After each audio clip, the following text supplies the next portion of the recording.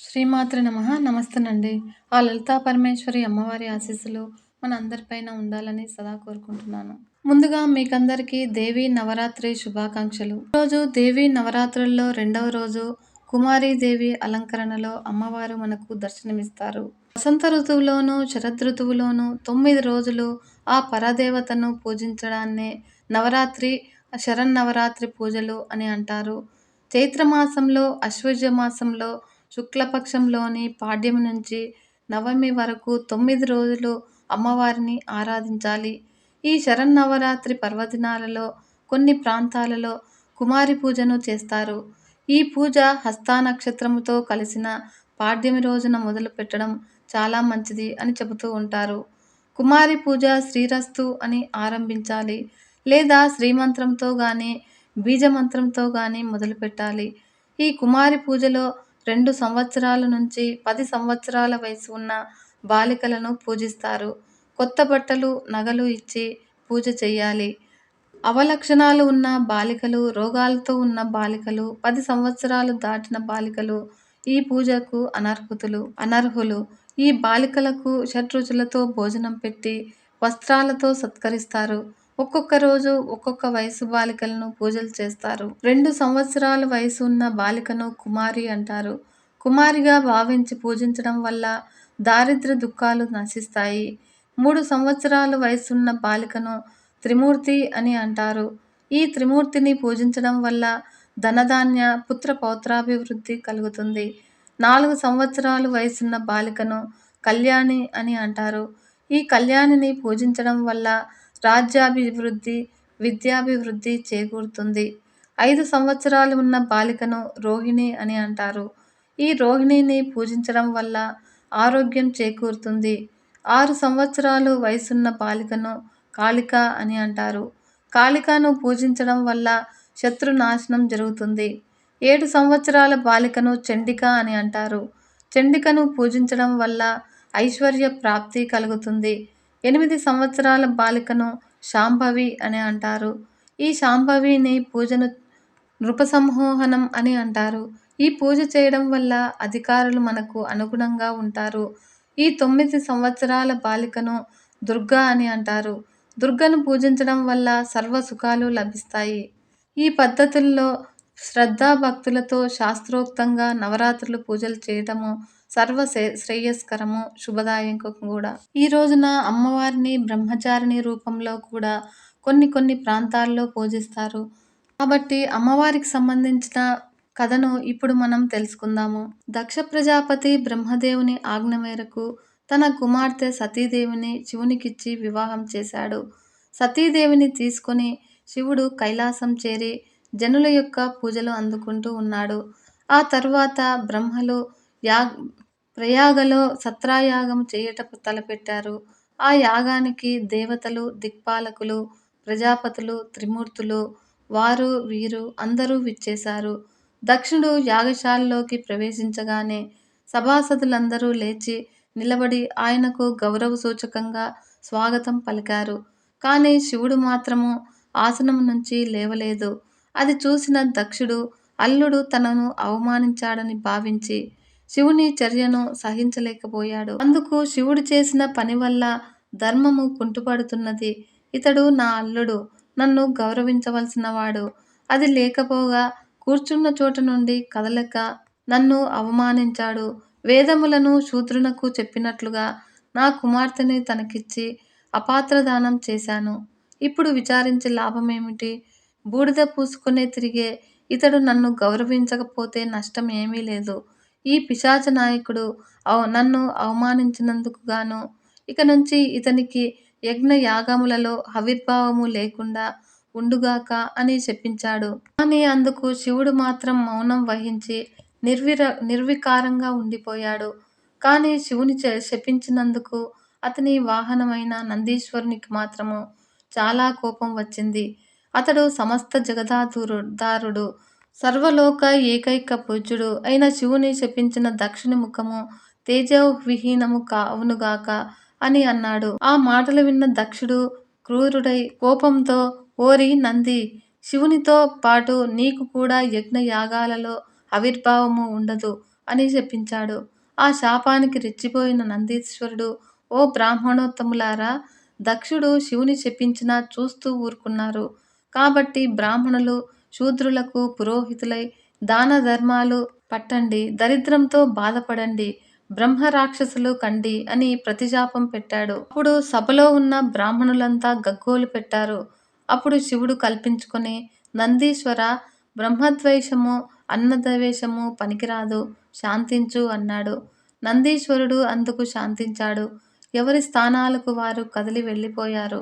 దక్షుడు మాత్రము సమయం దొరికినప్పుడల్లా శివుని అవమానించటానికి ప్రయత్నిస్తూనే ఉన్నాడు. ఒకసారి దక్ష ప్రజాపతి బృహస్పతి నవము అనే యాగాన్ని ఏర్పాటు చేసి, యాగానికి దేవతలను, యక్ష, గంధర్వ, కిన్నెర, కింపురుష, సిద్ధ, సాధ్యులను, సంపన్నులను అందరినీ పిలిచాడు. కానీ శివుడిని, సతీదేవిని మాత్రం పిలవలేదు. కనీసం కబురు కూడా పంపలేదు. యజ్ఞం ప్రారంభమైంది. ఋత్విక్కులు వేదమంత్రాలు చదువుతున్నారు.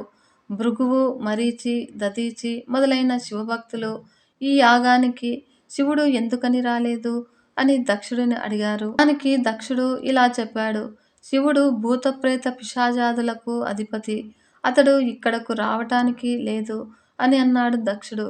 దానికి వారు, ప్రజాపతి, శివుడు మంగళకరుడు, అతడు లేని చోట అమంగళం జరుగుతుంది, కాబట్టి మేము కూడా ఇక్కడ ఉండము అని అక్కడి నుంచి వారు అందరూ వెళ్ళిపోయారు. వారిని చూసి వామదేవుడు, గౌతముడు, అల్లాదుడు మొదలైన వారు కూడా వారిని అనుసరించి అక్కడి నుంచి వెళ్ళిపోయారు.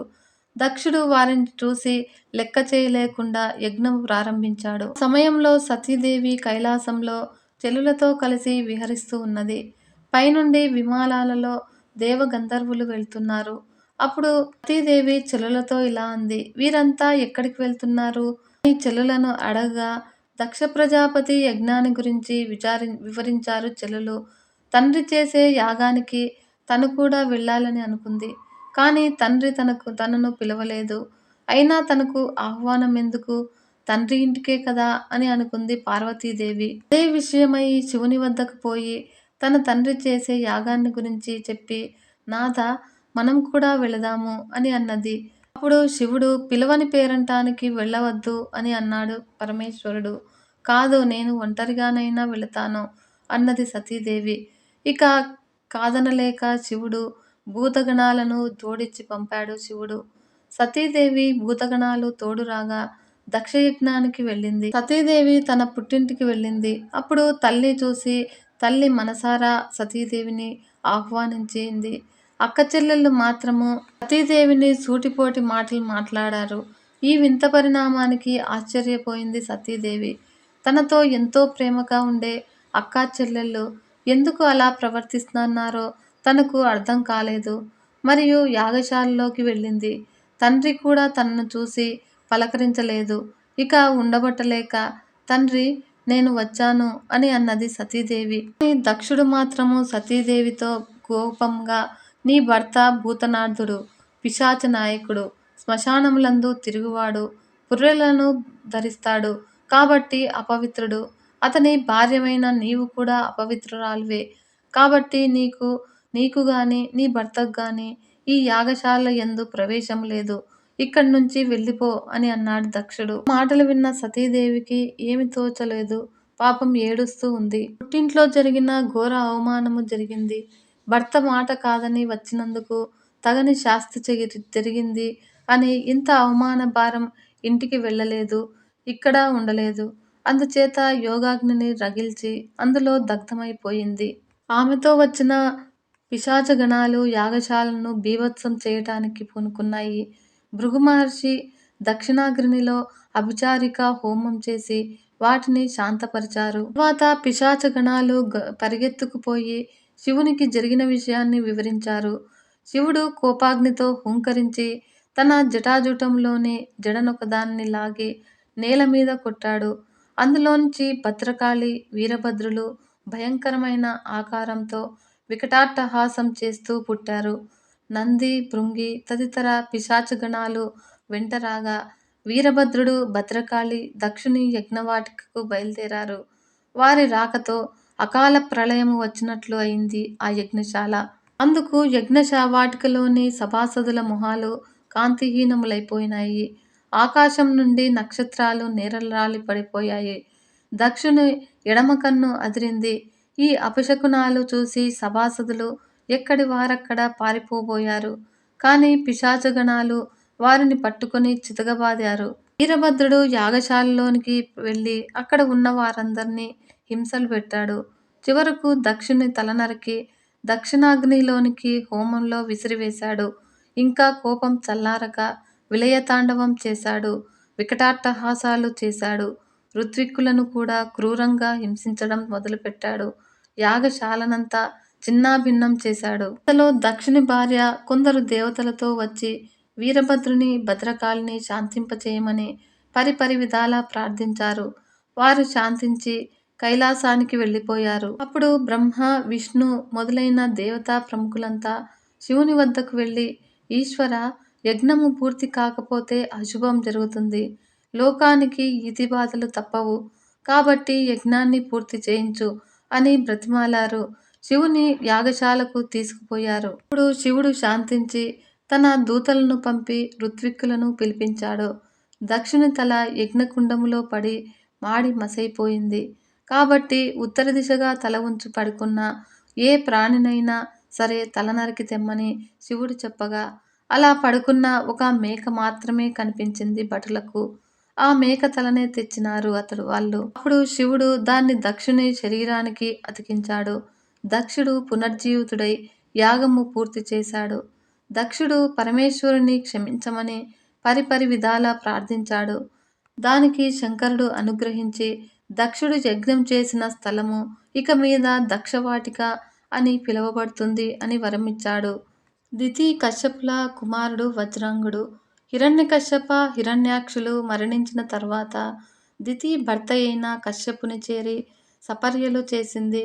ఆ సపర్యచర్యలకు సంతసించి కశ్యపుడు దితిని ఏం వరం కావాలో కోరుకొమ్మని అనగా, ఇంద్రుని జయించగల కుమారుడు కావాలి అంది దితి.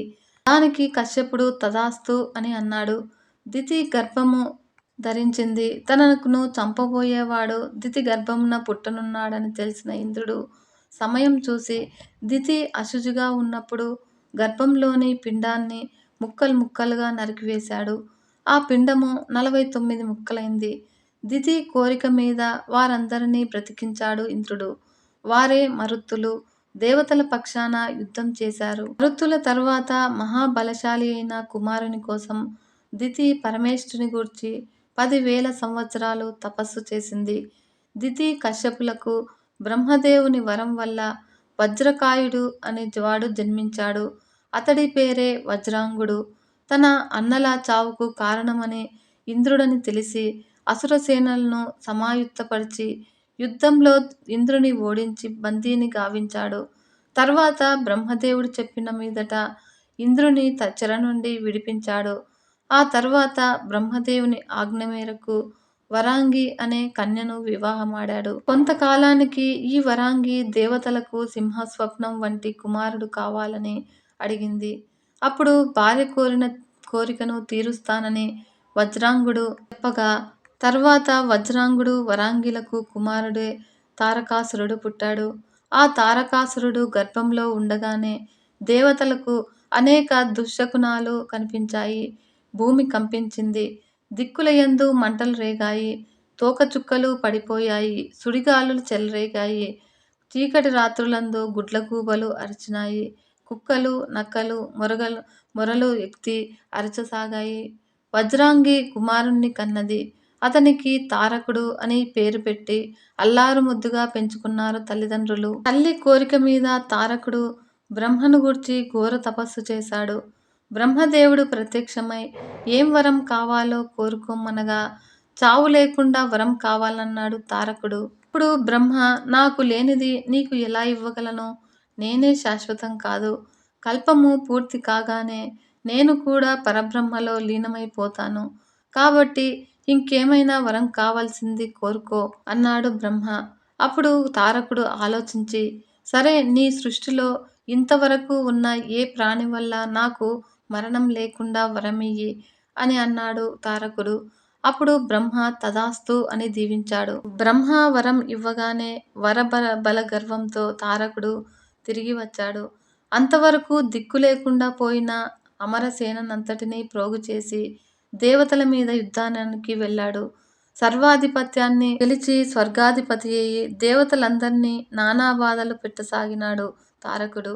తపస్సు చేసుకునే మునులను, ఋషులను హింసించేవాడు. ఒకటేమిటి, ధర్మాన్ని నాశనం చేయటానికి కంకణం కట్టుకున్నాడు. అప్పుడు తారకుని బాధలు పడలేక దేవతలందరూ పోయి బ్రహ్మదేవుని ప్రార్థించారు. తారకుని సంహరించటము నా వల్ల కాదు అని బ్రహ్మ చెప్పి విష్ణువు దగ్గరకు వెళ్ళండి అని అన్నాడు బ్రహ్మ. అప్పుడు విష్ణుమూర్తి దేవతల గోడు విని తారకునికి ఇంతవరకు సృష్టిలో ఉన్న ఏ ప్రాణి వల్ల మరణం రాదు. కాబట్టి మనమంతా ఆ పరమేశ్వరుని వేడుకుందాము. ఆమె హిమవంతుని గర్భాన జన్మించి శివుణ్ణి వివాహం చేసుకోవాలి. వారికి పుట్టిన కుమారుని వల్లనే తారకుని సంహారం జరుగుతుంది అని అన్నాడు. అప్పుడు దేవతలంతా కలిసి హిమాలయాలకు వెళ్ళి పరమేశ్వరుని ప్రార్థించారు. చైత్రశుద్ధ నవమి శుక్రవారము ఆ దేవి వారికి ప్రత్యక్షమైంది. ఆమెను తన ఇంట జన్మించమని ప్రార్థించాడు హిమవంతుడు. అందుకు ఒప్పుకున్నది పార్వతీదేవి. హిమవంతుని భార్య మేనక. ఇక్కడ మేనక అంటే అప్సరాంగన కాదు. దక్ష ప్రజాపతి కుమార్తెలలో స్వధ అనే ఈమెను పితృదేవతలకిచ్చి వివాహం చేశాడు. ఆమెకు 3 కుమార్తెలు. మేనక, ధన్య, కళావతి. వీరు అతిలోక సౌందర్యవతులు. వీరి దర్శనము సకల శుభదాయకము. వీరు లోకమాతల వలె గౌరవించబడుతున్నారు. ఒకసారి వీరు 3 లక్ష్మీనారాయణులతో ముచ్చటిస్తుండగా సనక సనందాదులు అక్కడికి వచ్చారు. వారిని చూసి ఈ 3 కన్యలు సరిగా గౌరవించలేదని మహర్షులు కోపగించి మీరు భూలోకముల జన్మింతురుగాక అని శపించారు. అప్పుడు ఈ కన్యలు తమ తప్పును క్షమించమని మహర్షులను ప్రార్థించగా వారు కనికరించి మేనక గర్భాన పార్వతి, ధన్య గర్భాన సీత, కళావతి గర్భాన రాధ జన్మిస్తారు. ఆ రకంగా వీరు ఎనలేని ఖ్యాతి పొందుతారు అని వరమిచ్చారు. ఇతట బ్రహ్మదేవుని సూచన మేరకు హిమవంతుడు మేనకలను వివాహం చేసుకున్నాడు. మేనక హిమవంతులకు ఒక కుమార్తె జన్మించింది. ఆమెకు పార్వతి అని నామకరణం చేశారు తల్లిదండ్రులు. రోజు నారద మహర్షి హిమవంతుని వద్దకు వచ్చాడు. అప్పుడు పార్వతి జాతకం చూపించి తన బిడ్డకు భర్త ఎవరో చెప్పమన్నది మేనక. నారదుడు ఆ జాతకం చూసి నీ బిడ్డకు భర్త ఇంతవరకు పుట్టనే లేదు. ఈమె చేతులు ఎప్పుడూ పైకెత్తబడే ఉంటాయి అని అన్నాడు. ఈ మాటలకు భయపడ్డ హిమవంతుని మహర్షిని వివరణ కోరారు. ఇప్పుడు నారద మహర్షి ఈ బిడ్డకు భర్త ఇంతవరకు పుట్టలేదు అంటే అతడికి జన్మ అంటూ లేదు. జనన మరణములు లేని పరమేశ్వరుడే ఈమె భర్త. చేతులు ఎల్లప్పుడూ పైకెత్తబడే ఉంటాయి అంటే ఈమెకు ఇవ్వటమే కానీ పుచ్చుకొనటం తెలియదు అని అర్థం అని చెబుతాడు నారదుడు. పార్వతీదేవి దినదిన ప్రవర్ధమానమైంది. శివపూజలు, శివారాధన, శివనామస్మరణ, శివ సంకీర్తనలే ఆమె నిత్యకృత్యాలు. నిరంతరము శివుని తప్ప ఇంకొక దైవమును మనస్సునందైనా తలవదు. ఆమెకు యుక్త వయస్సు వచ్చింది. తగిన సంబంధం చూడమని పురోహితులకు చెప్పాడు హిమవంతుడు. ఇప్పుడు పార్వతీదేవి శివుని తప్ప ఇతరులను వివాహమాడను అని ఖచ్చితంగా చెప్పేసింది. యక్షయజ్ఞ సమయంలో యోగాగ్నిలో దగ్ధమైపోయింది సతీదేవి. అప్పుడు భార్యావియోగంతో విరాగి అయిన పరమేశ్వరుడు హిమాలయాల్లో తపస్సు చేసుకుంటూ ఉన్నాడు. ఇక్కడ పార్వతీదేవి శివుణ్ణి గురించి తపస్సు మొదలుపెట్టింది. నిద్రాహారాలు మానివేసింది. కొంతకాలము ఆకులు, అలములు తిన్నది. తరువాత వాటిని కూడా విసర్జించి కేవలము వాయుభక్షణం చేస్తూ ఉన్నది. శివుడు కనికరించలేదు కాలింక వరకు. ఇక ఇలా లాభం లేదు అనుకుని వేసవి కాలంలో చుట్టూ మంటలు పెట్టుకుని చలికాలంలో పీకలోతు నీళ్లలో మునిగి తపస్సు చేసింది పార్వతీదేవి. అదే సమయంలో పరమేశ్వరుణ్ణి చలింప చేయటానికి మన్మధుడు ప్రయత్నించాడు. సాధ్యం కాలేదు. చివరకు మన్మధుడు కూడా భస్మమైపోయాడు. దేవతలంతా వెళ్ళి ఈశ్వరుణ్ణి పరిపరి విధాలా ధ్యానించి తారకాసురుని వృత్తాంతమంతా వివరించి దేవదేవ నువ్వు పార్వతీదేవిని వివాహమాడాలి. మీకు పుట్టిన కుమారుడు తారకుని సంహరిస్తాడు. మా మొరాలకించండి ప్రభు అని వేడుకున్నారు. అప్పుడు పరమేశ్వరుడు వారి కోరికను మన్నించి పార్వతీదేవిని వివాహమాడతానని చెప్తాడు. ఒకరోజు బ్రహ్మచారిగా వేషం ధరించి పార్వతీదేవి తపోవనానికి వచ్చాడు పరమేశ్వరుడు. ఆ పరమేశ్వరుడు పార్వతీ సత్కారాలను అందుకొని ఆమెను పరీక్షించడం మొదలుపెట్టాడు.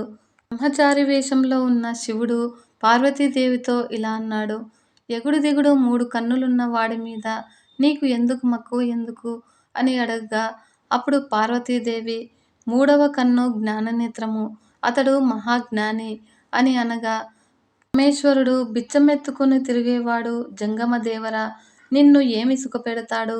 బూడిదను పూసుకుని తిరిగేవాడు కడు దరిద్రుడు కదా శివుడు. కట్టు బట్టలు కూడా లేనివాడు దిగంబరి అయిన శివుని చేసుకుని నీవు ఏమి సుఖపడతావు అని పార్వతీదేవికి చెప్పగా, పార్వతీదేవి ఆయనకు సమాధానంగా సిరి సంపదలు అశాశ్వతములు అని విరాగి అయిన మహానుభావుడు కుబేరునికే నవనిధులు దానం చేసినవాడు దరిద్రుడు ఎలా అవుతాడు అని అనగా, ఇప్పుడు పుట్టు పూర్వోత్తరాలు లేనివాడు తల్లిదండ్రులు ఎవరో కూడా తెలీదు అని ఈ విధంగా శివుడు పరమేశ్వరుడు పార్వతీదేవితో అనగా, దిక్కులే అంబరములుగా కలవాడు ఆ పరమేశ్వరుడు అసలు పుట్టుక లేనివాడు, సర్వలోకాలకు అతడే తండ్రి, అతనికి తల్లిదండ్రులు లేరు. ఈ విధంగా అనేక ప్రశ్నలు వేసి ఆ పరమేశ్వరునికి సమాధానంగా చెప్పింది పార్వతీదేవి. అప్పుడు పరమేశ్వరుడు పార్వతీదేవి చెప్పిన సమాధానాలకు తృప్తి చెంది చివరకు ఆమెను వివాహమాడాడు. తరువాత పార్వతీ పరమేశ్వరులకు కుమారస్వామి జన్మించాడు. అతన్ని దేవ సైన్యాధిపతిగా నియమించారు. దేవ సైన్యాన్ని వెంటబెట్టుకుని తారకునితో యుద్ధానికి వెళ్తాడు కార్తికేయుడు. ఘోరమైన యుద్ధం జరిగింది.